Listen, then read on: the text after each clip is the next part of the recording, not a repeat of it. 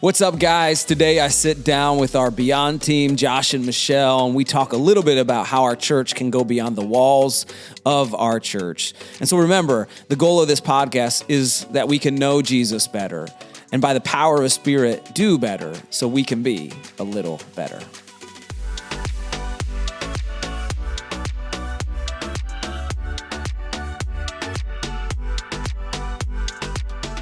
Well, what is up, everybody? Welcome to A Little Better. I am here with our Beyond team. So, Michelle, Josh, welcome. It's great to be here. Yeah, thanks for having us. And you're not new to the podcast, so you've been here before, both of you. So, exciting times. We get to talk about Beyond. So, this weekend we talked about a church that cares beyond our walls. And so, we're going to get an inside look of about Beyond and what we do. And before we get started, I would love for you guys to just talk about what role you play in Beyond, and give people just a generic idea of the role you play, and then we'll dive into more specifics. Yeah, that sounds great. I'll start off. My title is Outreach Development Director. So basically that means when we are looking at what partners we have, what partners we might want to have, how are we engaging with our community, I'm at the front lines figuring out what those partnerships look like and managing those, and then looking at where we're going to go next. Yeah, and my role is outreach director. It's a little bit broader than just the Beyond stuff. In fact, just a few years ago before Michelle came on, I did everything Michelle does now. But now I report to Michelle as it comes to Beyond. So anything she needs me to work with, some of our partners. I also lead our Care Portal team, so working with Hub 585 to meet needs in our community or in our county. Sweet. Okay, so I didn't prep you guys for this question, so I apologize in advance. Michelle, this is more for you. So you talk about our partners. Like, what do you look for in a partner? Give me the quick guide to this partner is for us. Yeah, we're looking for partners that are trying to do the kinds of things that we're trying to do. So, you talked about in your message, we're looking to strengthen families, end poverty, seek justice. That's our mission in Beyond, and we want to do all those things with the gospel. And so we're looking for partners that are in our same vein of thought, and they're striving to do those things. We're looking for partners that have significant impact, so they're not just creating activity, but we're seeing the fruit of what they've been doing. We look for partners that are definitely in our communities and then also around the world, but a large number of our partners work and operate right here in Rochester. And when we say partner, we want to know who they are. We want to know their names and what their families look like. We want to have an idea of, what their lives look like. And so that we can actually be there for them as people and for the organization. And that creates a deeper partnership than just we give dollars and they give, that impact. They do the things. Yeah, that impact piece is so key. It's why we don't always support necessarily the biggest organizations or the flashiest organizations, because sometimes you can grow an organization by just being very busy and being visible and busy. So we want to find those partners that are leading to life change. We're seeing people land in apartments. They're not on the street anymore. We're seeing families reunited. We're seeing connections made. And sometimes that type of work, that grittier, more engaged work, is a little bit smaller, a little bit quieter. And so we want to empower people that are having those kind of fruit of the work, not just a lot of work. I love that idea. I don't know why I didn't think about it like that, but that idea of partnership, you often think of we give you money, you do the thing you say you're going to do. But this engagement that our church has with our partners, that we are for you, we are with you, we're going to work alongside of you. And I think that's a good shift, that maybe even just going beyond our walls. We're not just partnering with people, we're living this out with them. And I think that's a really cool vision and an idea. Okay, so let's shift gears a little bit. Let's think about Beyond. Okay, when we talked about Beyond, right, what it is, we cleared up some tensions. But when it comes to Beyond, what is one thing, or a couple things, it doesn't have to be one, that maybe people are confused about, don't know about Beyond, that you want them to know? Yeah, I think the main thing I want to communicate is, when we're looking for Beyond partners, we're asking the question, who's the expert in that space? Because just like you mentioned, we want to go deep with our partners, and we see it through the lens of mutual transformation. We have something to bring to the conversation. We've got some resources, volunteers, all of that we want to bring. But we want our partner to equip and challenge us too. And so we're looking for partnerships with people who know what they're doing, there's fruit of the work, and they're really engaged. But that means we often are not reinventing the wheel at Northridge. We're not hosting our own clothing closets. We're not running our own, crisis pregnancy center. We are not hosting our own homeless ministries, anything like that. And I think that confuses people a little. When they say, I want to serve in the community, they're waiting for Northridge to be at the center of that engagement. Like, where is Northridge's food pantry? Well, we don't run one. We're going to partner with organizations that are addressing food insecurity in our community in a really intentional way. And we want you to follow their lead, and we want to learn from them instead of reinventing the wheel. So that's the main thing I'd say. Yeah, and like when the pandemic happened, we had a drive-through drop-off here at our church. The reason why? Well, the experts ended up having to close their doors. So we did step in that really physical way. So maybe you're thinking, well, Josh, we did actually drop food off at a pantry in the Northridge lobby 2 years ago. Well, that's true, but the reason was because the experts weren't able to operate. And so in that space, we stepped in, and then as soon as they were ready to go again, we shuffled right out, and because we want to make sure that they're leading the way. And that's not from a place of lack of compassion or wanting to get involved, but rather just recognizing that they're going to do it better than we will, and we want to support what they're doing rather than just always having to be the ones owning the project. And I was going to say, for what it's worth, a lot of the partners, we were delivering boxes not just to people directly, but also on behalf of some of those partners. Like, we were working with Adult Protective Services. We were working with a bunch of organizations who said, our clients need help and our doors are shuttered. So we were filling a need that the experts told us to fill. Right. So, yeah. Would you say the major benefit of doing it that way is we don't bog ourselves down trying to create all these ministries that will be less effective than just partnering with people who are already doing it really well? Yeah, it's a question of effectiveness for sure. We can be more effective with the same amount of dollars and volunteer hours. We can be more effective leaning into the people who know how to do it right.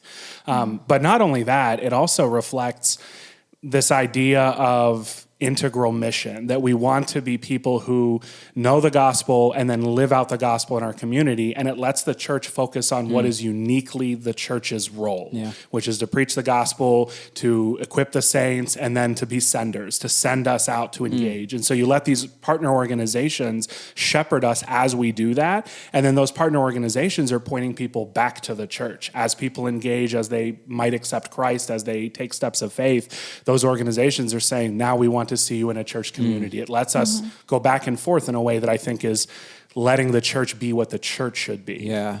And I also love that, like, it forces us to go beyond our walls, right? If we do everything inside of our walls, it just tells our community, like, oh, if you need something, want something, you have to come to us, rather than us partnering with our community and saying, we'll go to you, we'll meet your needs, we'll, walk into the mess, or however you want to express it. And I love how it forces us not to be such a, no, we're the Savior. Northridge is the Savior. We're not the Savior. Jesus is. And we want to partner with other churches and other people in our community to be the church outside the walls of our church. And so I think that's really cool.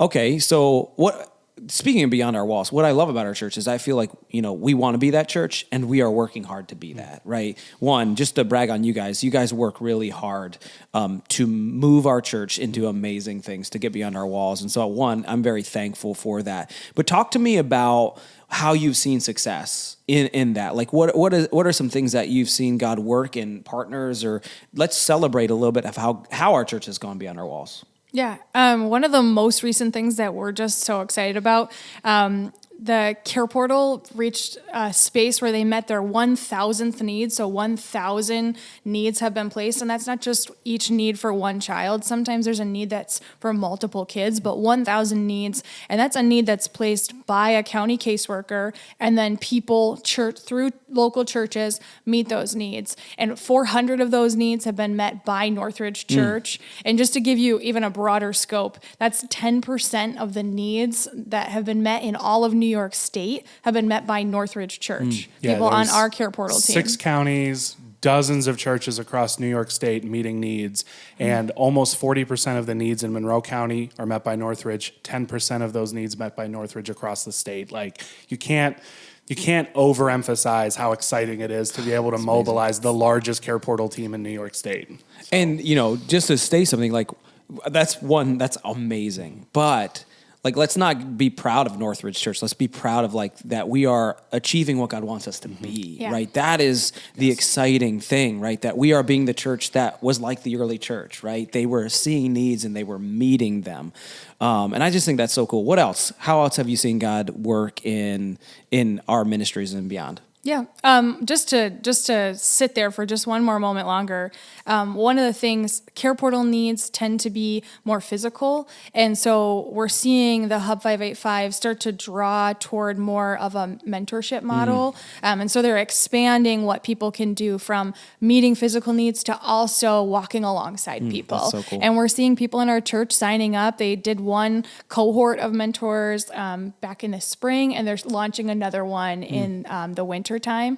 And so we've got people at our church that are thinking about it and praying over it. Is this something I want to do? Do I want to invest? And they don't do it alone. They do it alongside of several other people. So there's several adults that would be pouring into the life of a teen. And so I just think that's a really cool way for us to take our engagement from maybe more of the physical into more of that heart posture of, I want to walk alongside somebody and impact them the way that Jesus did. That's really cool. And you've also got to talk about the Malawi project a little bit, right? That's the big, seeing 4 of our partners in one location. We've kind of talked about it a little bit. We've got some stuff coming up too to talk more about it.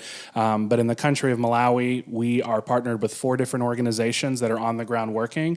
And it's a really cool initiative to see 4 partners, international scope partners who have expertise. So you got like Hope International as an expert in savings and loans, microfinance to help address poverty. You've got Compassion International that works a lot with children and families, does child sponsorship. So these 4 partners are saying, what are we experts in? And let's not do what we're the best experts at. Let's work together as 4 organizations in one country to kind of multiply that impact and do it through the local church in Malawi. So it's exciting to be one of only a handful of churches that are getting in on what I would call kind of an innovative model where typically these organizations don't work together. They do their own thing in the same place, but to be on the ground with 4 organizations that are working together to see the maximized impact of their expertise is really cool. And for the sake of the gospel, working through churches, the goal is to see lives transformed as people are invited to right relationship with God. Yeah, so what they're actually doing is they're creating a map of the whole country of Malawi. Where are all the local churches? And have we offered them this access to training and resources for those pastors, for those church leaders? How can they help their communities? How can they help to end poverty and seek justice and to, strengthen families? How do they do that inside of their local church? And so these 4 organizations are working together to map the whole country and then offer that to everybody. That's so cool. So that's not just like American church leaders that are doing it. It's the leaders that are from Malawi working in Malawi that are doing that on their side. And then we get to work alongside them and watch those local leaders do what they need to do to reach their own communities. And we just get to applaud them and walk alongside them and do whatever we can to support them along the way. I love that you brought that up, especially around the world. One of the greatest tensions people feel with Beyond is they have this great idea, right, of we want to go somewhere across the world and build a church, right? That's a great idea. But sometimes their methods don't match ours. And one of our greatest methods is, especially when we're reaching people around the world, is investing in the people of that community to lead and leverage their influence in there. Talk to us a little bit about why we do that and maybe some tensions it creates for people from America. Sure. I mean, I think when we think about what we need to make church happen, I mean, the list is like Santa's list for Christmas. It's exhausting. It's exhausting and it's exhaustive and it's so full of things that somebody from a Malawian perspective may not need. Yeah.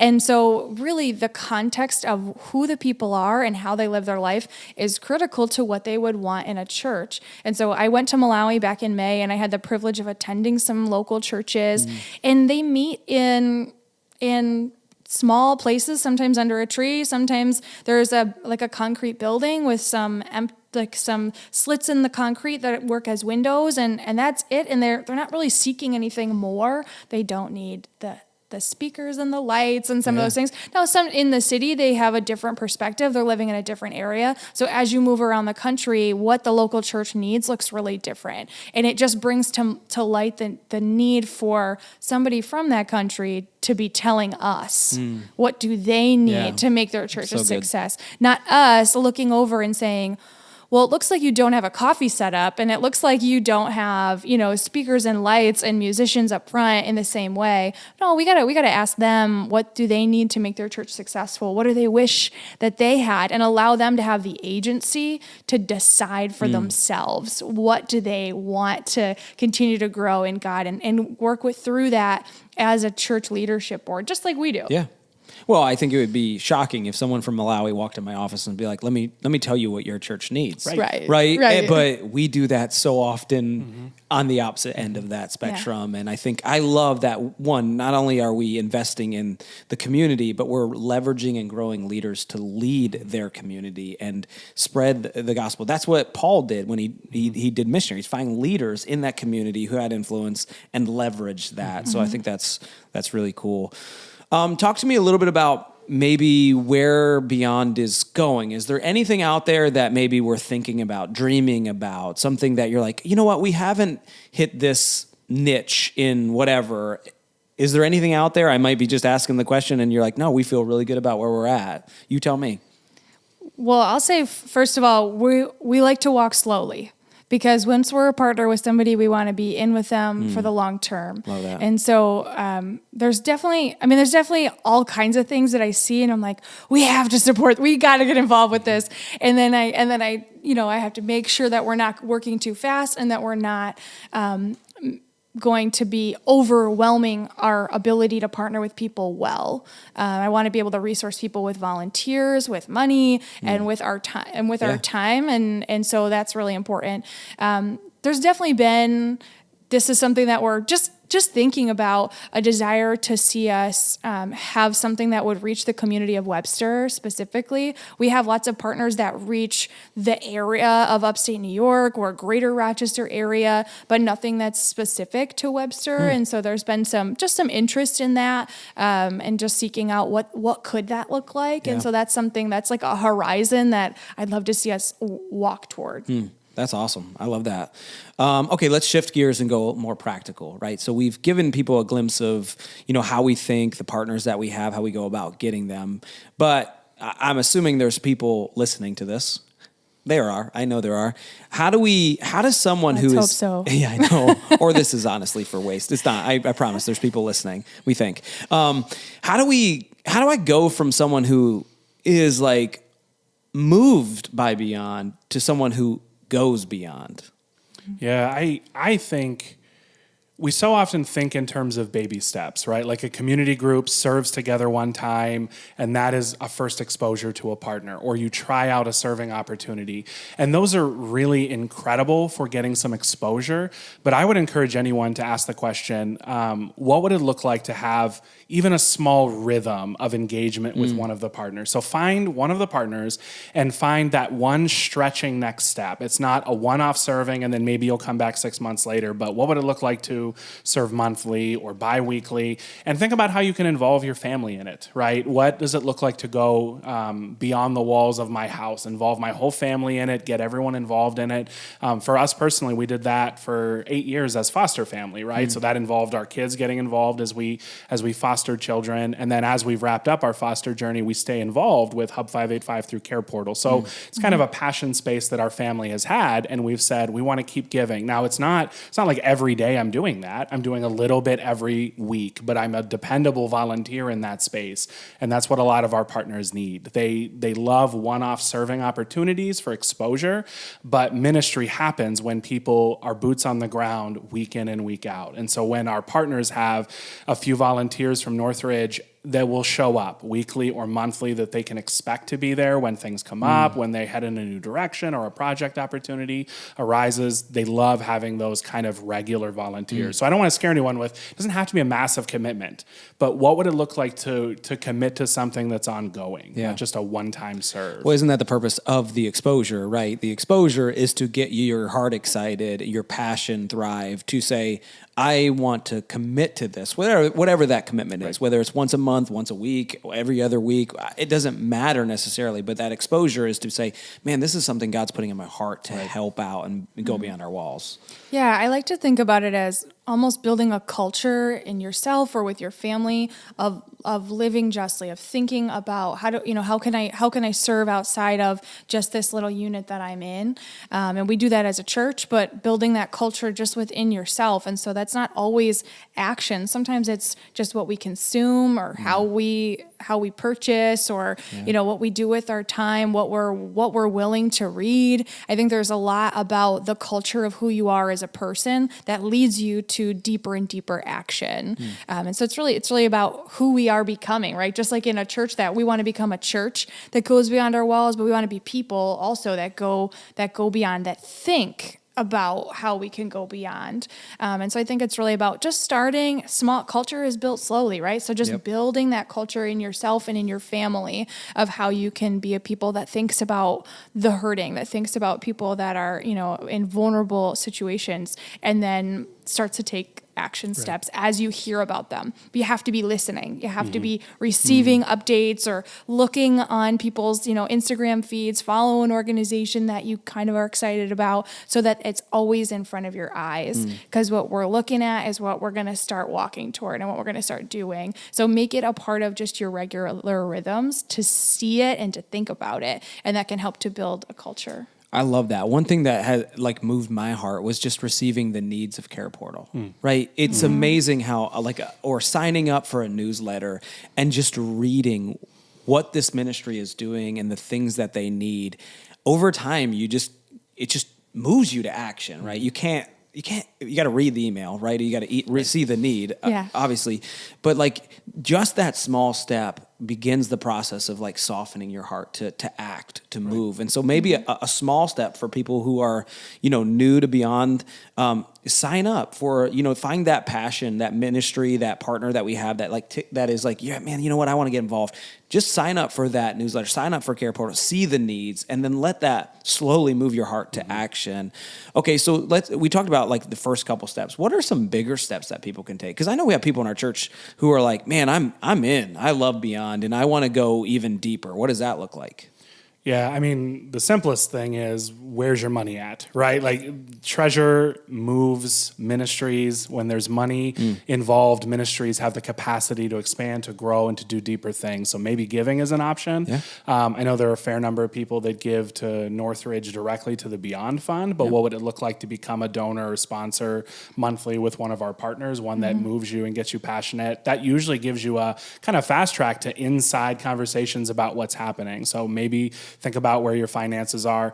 The next thing I'd say too is don't be afraid of taking a slightly more engaged step. The important thing to remember is Michelle and I and many of us are here to help, and also our partners don't want you to flounder. If you step up and start to serve, they want to train you, help you, encourage you, equip you, pray for you. You're not just throwing you to the wolves and hoping that you can come out on the other side successful. I think of a great example is World Relief works with refugees, and they offer these English classes for refugees, and they have ESL teachers, people that are experts in doing, language training, but they're not looking for you to be an expert in that. They're looking for conversation partners. Would you be willing to show up for an hour or two? Do you know the English language? Can you speak English? I can barely. Does that disqualify me? I just want to know. Sure, you're not welcome. It gives them a good practice case when they have to work with someone that only half knows English. That guy can do it. I can do it. But that, the serving opportunity is really really to just show up and talk to someone. The ESL trainers are going to facilitate that. You're just having a dialogue about your favorite foods, about your kids, and that's Simple it. things. You're just showing up. Yeah. Showing up is most of the serving opportunities are showing up and just going wherever they point and ask you to go. And then as you get engaged, those bigger opportunities present themselves. And then the third thing I'd say is, where are you gifted? Like, where are you an expert? It's amazing with many of our partners, they're in a growing season, and some of the questions that they're asking are about fundraising and finances. And I mean, we've got lots of business people that are HR, experts. right. HR people. You've got training and gift sets and skills and passions. Think about our ministries and how you could leverage those. You don't have to show up and just do the thing that's on the menu. What would it look like to offer your services to these partners? Grant writing is huge. If you're capable at writing, they could use people to craft drafts for grants. Like, there's just so many that take advantage of who you are and who God's made you to be, so you can leverage that for their good. So I think of a great example of that is more organizationally, but like I think of the Walk for Life, right? Through COVID, it was hard to get in front of people. And so we just offered our expertise of like, we know how to stream. We know how to do this. Like, why can't we do it this way? And it's the same for individuals. Like you go to a job every day, you learn a skill, you're growing in that skill. Sometimes you can just use what you know and your expertise to help grow a partner, help leverage your influence to make them better. And I think that's a pretty easy ask, right, for people to use that of their time and stuff like that. So that's great. One thing that I love, and one thing I want to celebrate, and then we'll kind of wind down, is, we say we want to be a church that goes beyond. I really believe that Northridge, we haven't made it.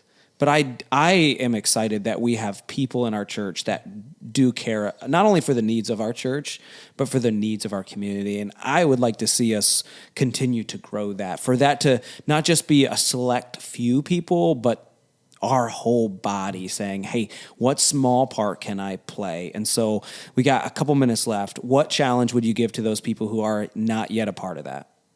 yeah, I always joke. I don't know what our current number is for our church. I don't know, 1,500, 2,000, maybe there's 4,000 out there, but half of you watch online. I don't know what our audience is, but let's say it's 2,000. 2,000 people with 2,000 sets of gifts, passions, skill sets, things that get them excited. We don't all have to do the same thing. You don't even have to do the specific partners that we've chosen as part of Beyond for Northridge. That's us trying to curate a group that we think is very effective.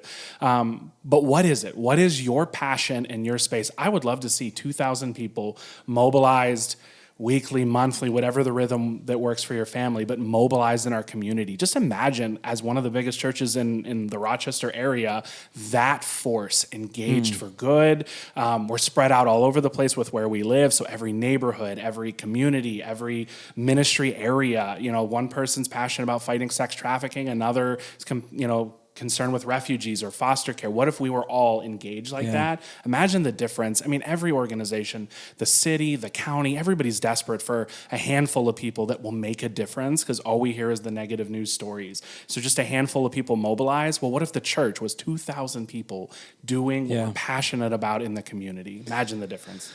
Michelle, Josh stole most of the time, so what would you say? Drop this mic. So no. Tip the mic.